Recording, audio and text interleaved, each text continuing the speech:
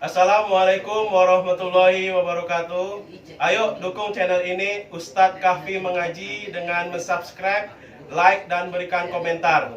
Semoga bermanfaat dan semoga barokah. Amin ya rabbal alamin.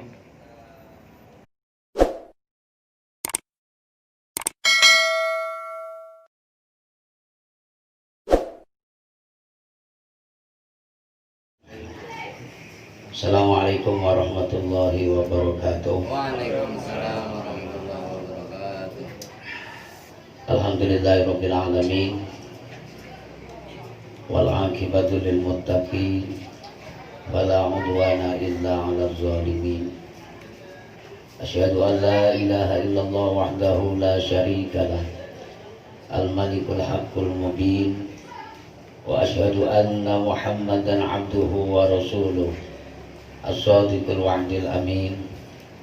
Allahumma salli wa sallim ala wa maulana Muhammadin wa ala alihi wa ashabihi wa man tabi'ahum bi ihsanin ila yaumiddin. Amma ba'du. Bismillahirrahmanirrahim. Qala mu'allif rahimakumullahu ta'ala wa nafa'ana bihi wa bi ulumihi fid dharain amin ya rabbal alamin. Al-Fatihah. A'udzu billahi minasyaitonir rajim. Bismillahirrahmanirrahim. Alhamdulillahirabbil alamin. Arrahmanir rahim. Maliki yaumiddin. Iyyaka na'budu wa iyyaka nasta'in. Ihdinas siratal mustaqim. Siratal ladzina an'amta 'alaihim ghairil maghdubi 'alaihim waladdallin. Amin. Qala melanjutkan pembahasan malam Jumat yang lalu masih mengenai muraqabah. Muraqabah dibagi menjadi 20. Ya. Pada malam hari ini memasuki muraqabah yang ke-9. Ya. Muraqabah yang ke-9 adalah muraqabah kamalatir risalah. Apa? Muraqabah kamalatir risalah, yaitu artinya mengintai-intai atas Allah, ya.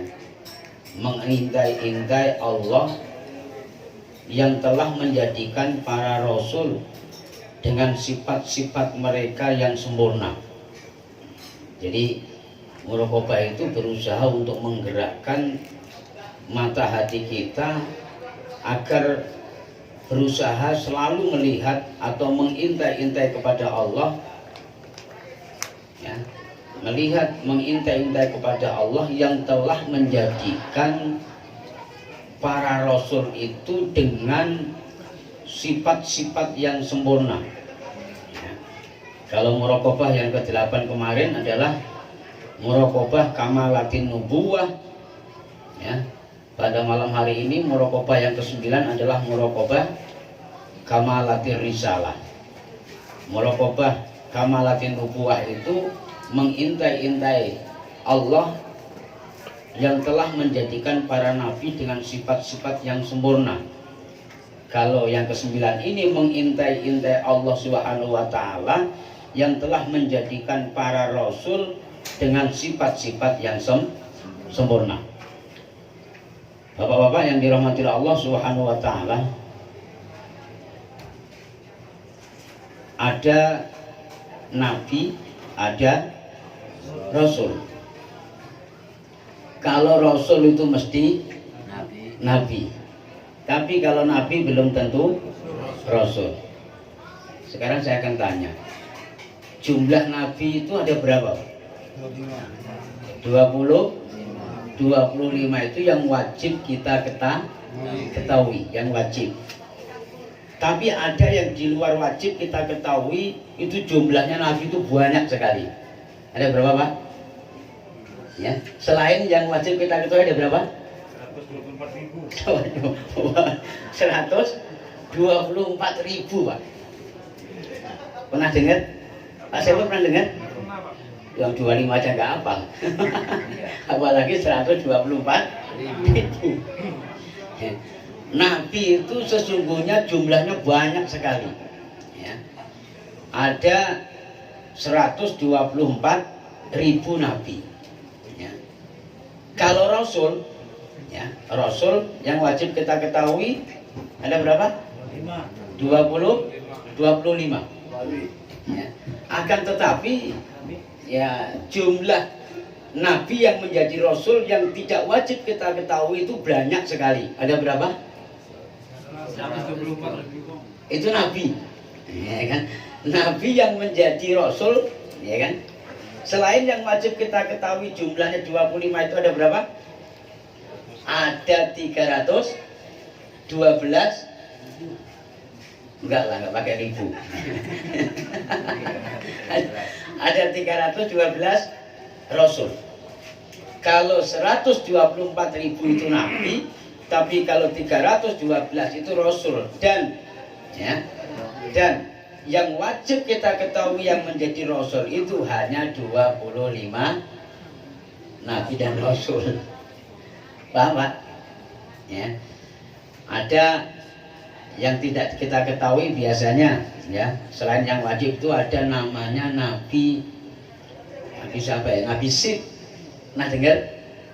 Ya, belum pernah. Nabi Sid. Ada namanya Nabi Soleh. Soleh nabi juga Pak. Makanya yang sering dipakai oleh orang-orang sekarang dengan nama sebutan soleh itu bukan hanya sekedar jadi anak yang soleh atau jadi orang yang soleh, tapi itu nama nabi, tapi tidak wajib kita ketahui. Ada namanya Nabi Sofwan, ya, Nabi Sofwan. Terus ada namanya Nabi Kinab. Banyak pokoknya, kalau kita sebutkan satu persatu nggak selesai satu malam ini Pak. Nah, Bapak yang dirahmati Allah Subhanahu Wa Taala, beratus-ratus bahkan 1000 lebih nabi, ya, 1000 lebih nabi itu diberikan sifat sempurna oleh Allah Subhanahu Wa Taala. Tidak sama dengan kita, sama-sama manusia. Ini tuh Pak. Nah dengan itu hati kita juga berusaha untuk kita ajak muraqabah, ya, untuk kita ajak mengintai-intai Allah Subhanahu Wa Taala yang menjadikan para nabi dengan sifat yang sempurna, dan mengintai-intai atas Allah yang telah menjadikan para rasul dengan sifat-sifat yang sempurna, ya. Saking sempurnanya para rasul itu, Allah kama arsalnaka illa rahmatan lil alamin, ya, dan tidak akan aku utus kalian wahai para rasul, ya, kecuali atau melainkan untuk menjadi rahmat bagi seluruh alam. Jadi para rasul itu merahmati seluruh alam semesta, ya. Sama manusia juga punya kasih sayang, ya, apalagi terhadap selain manusia, ya, terhadap apa saja itu kasih sayangnya para rasul itu selalu mengalir. Makanya beda dengan kita Pak, sama-sama manusia, ya. Rasul itu punya hak dan kewajiban atau punya tanggung jawab daripada Allah Subhanahu Wa Taala untuk memberikan rahmat terhadap manusia dan terhadap alam semesta. Wa ma arsalnaka illa rahmatan lil alamin, ya. Utusan-utusan Allah kepada para rasul untuk memberikan rahmat terhadap manusia dan terhadap seluruh alam, sehingga para rasul itu tidak pernah korupsi ayat Pak, ya. Ayat apa saja yang telah diturunkan oleh Allah melalui malaikat Jibril terhadap para rasulnya itu tidak akan ada yang dikorupsi atau disembunyikan. Maka satu persatu ayat, satu persatu wahyu yang diberikan oleh Allah terhadap Rasul itu mesti disampaikan kepada umat. Beda dengan Nabi. Kalau Nabi itu wahyu-wahyu dari Allah Subhanahu Wa Taala yang diberikan kepadanya, tapi tidak wajib disampaikan kepada umat. Kelebihan-kelebihan, kehebatan-kehebatan yang diberikan oleh Allah terhadap para nabi, ya kan? Itu hanya untuk dirinya. Tidak harus disampaikan kepada umat. Beda dengan Rasul. Kalau Rasul itu satu persatu wahyu daripada Allah, itu wajib hukumnya diberikan atau disampaikan kepada umat.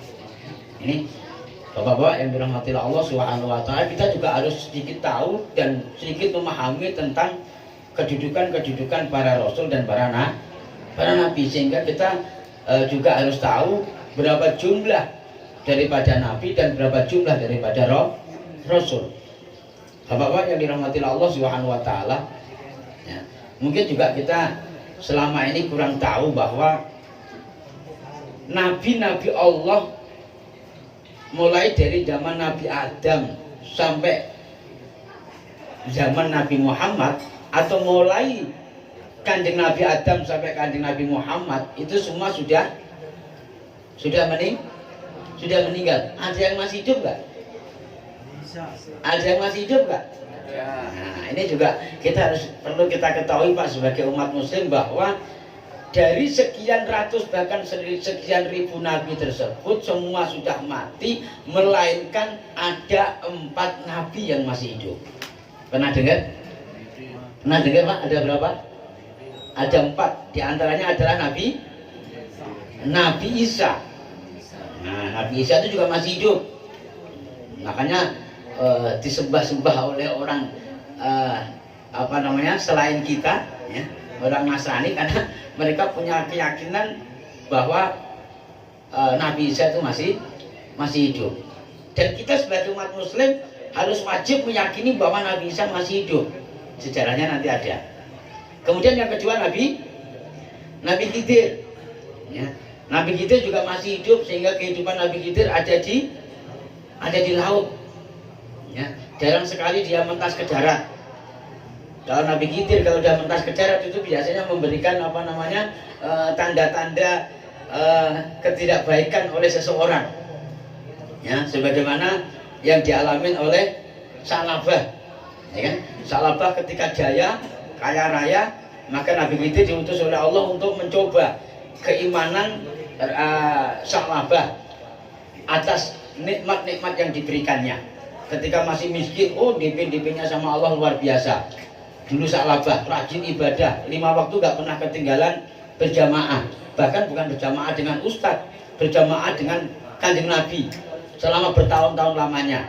Begitu minta kaya, bertawasul dengan kanjeng Nabi, diberikan kekayaan oleh Allah.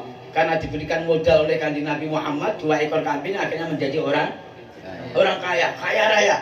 Saking kaya rayanya, sudah tidak sempat lagi mereka Sa'labah itu berjamaah dengan kanjeng. Saking sibuknya, bahkan bukan tidak berjamaah lagi, tapi malah tidak sholat. Mungkin nggak jauh beda dengan kita kalau seandainya diberikan kekayaan oleh Allah, Pak. Sebagaimana kekayaan Sa'labah. Ada yang gajinya 20 juta? Ada nggak kira-kira? Hilang nolnya 1 kalau kan. Nggak ada kan? Kalau sempat ada yang gajinya 20 juta, saya yakin malam ini nggak akan sempat ngaji di tengah-tengah kita, Pak.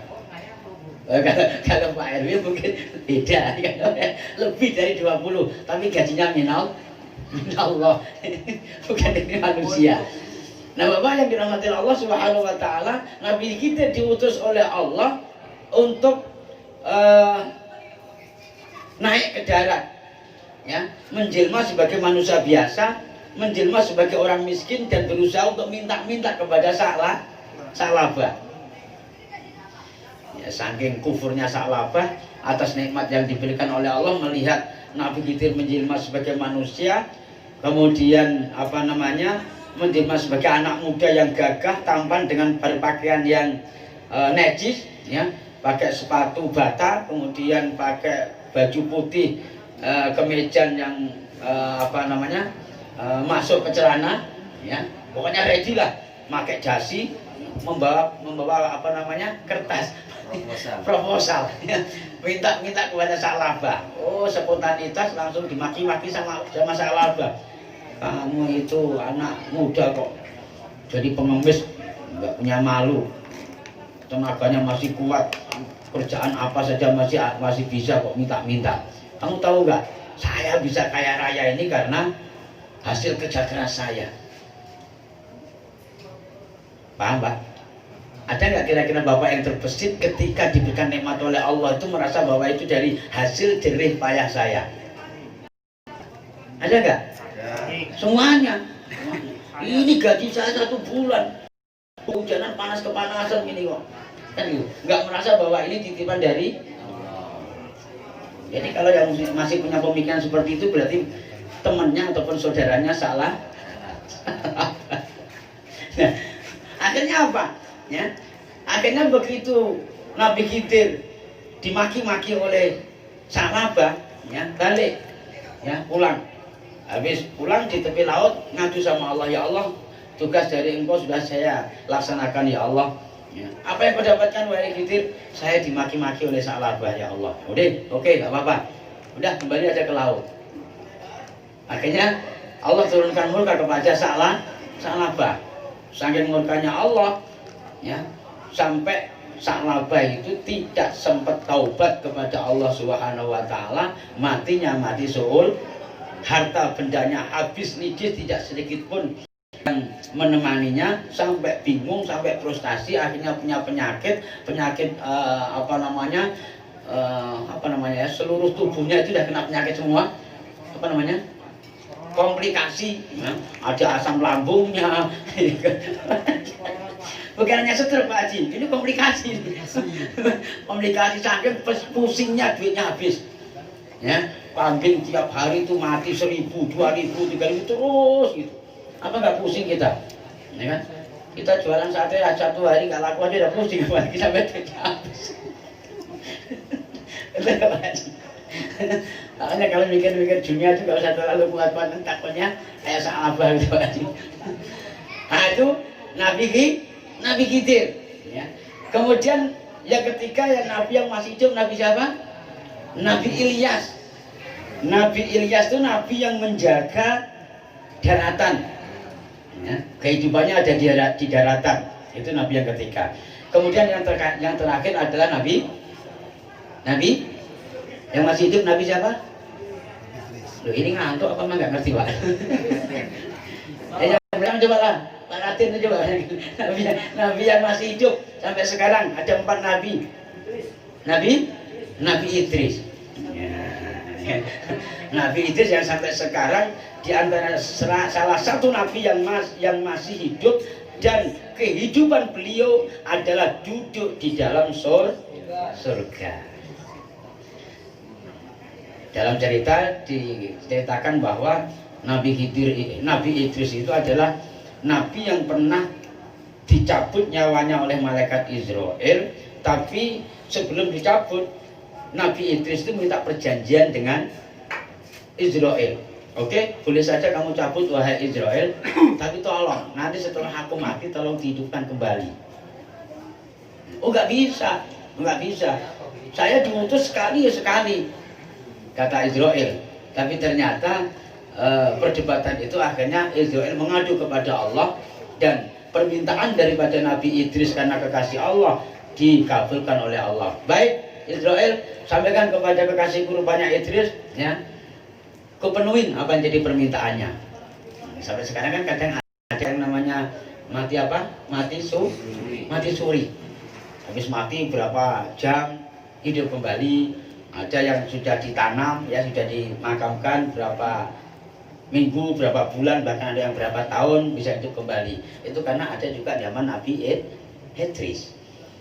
Ya, sehingga dalam sejarah Nabi Idris itu ketika meninggal, Nabi Idris berjalan-jalan sampai ke neraka, berjalan-jalan sampai ke surga, sempat makan di surga, sempat minum di surga, dan dipanggil-panggil oleh malaikat Israel, bahkan akan dihidupkan kembali, ya kan?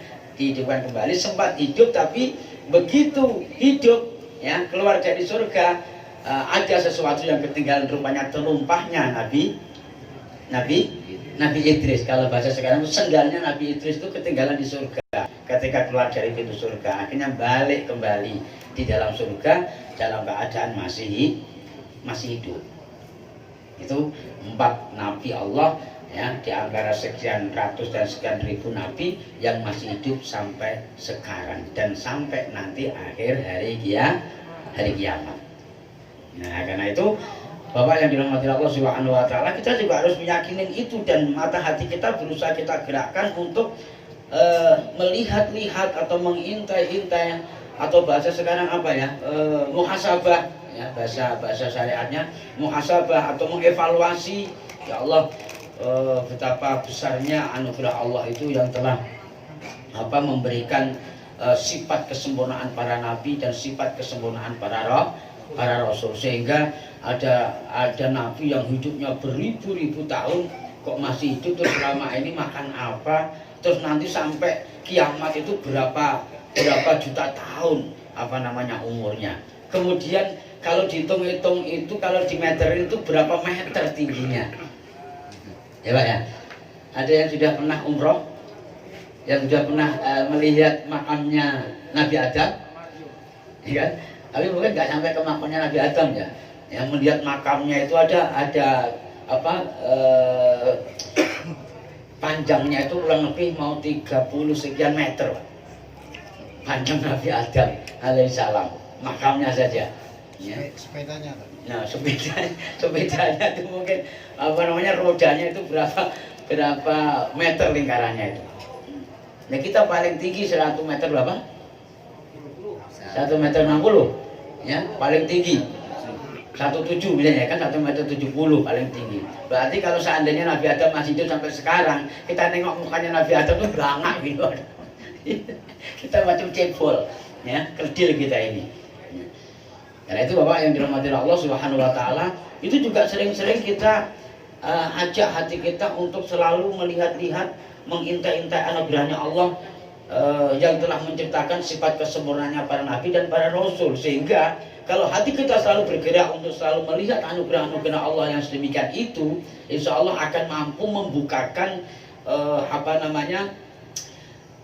hati kita untuk secepatnya bisa usul ilallah, untuk bisa secepatnya bertemu dengan anugerah-anugerahnya Allah Subhanahu wa taala. Makanya rata-rata orang-orang yang ahli thariqah yang betul-betul bisa menjalankan itu waktunya ya dalam kesehariannya itu sibuk ya dipergunakan untuk ibadah kepada Allah Subhanahu wa taala, termasuk muraqabah itu juga bagian daripada ibadah kepada Allah Subhanahu wa taala. Demikian yang bisa kita sampaikan, mudah-mudahan ada manfaatnya dan mudah-mudahan kita semua bisa mengambil hikmahnya dan juga mendapatkan barokahnya. Amin ya rabbal alamin. Al-Fatihah. Bismillahirrahmanirrahim. Alhamdulillahirabbil alamin arrahmanir rahim maliki yaumiddin. Iyyaka na'budu wa ihdinas siratal mustaqim. Siratal ladzina an'amta 'alaihim ghairil maghdubi 'alaihim waladdallin. Amin. Wa'afu minkum. Wassalamualaikum warahmatullahi wabarakatuh. Terima kasih sudah menonton channel ini. Semoga bermanfaat dan barokah bagi kita semua. Nantikan video berikutnya channel Ustadz Kafi Mengaji. Wassalamualaikum warahmatullahi wabarakatuh.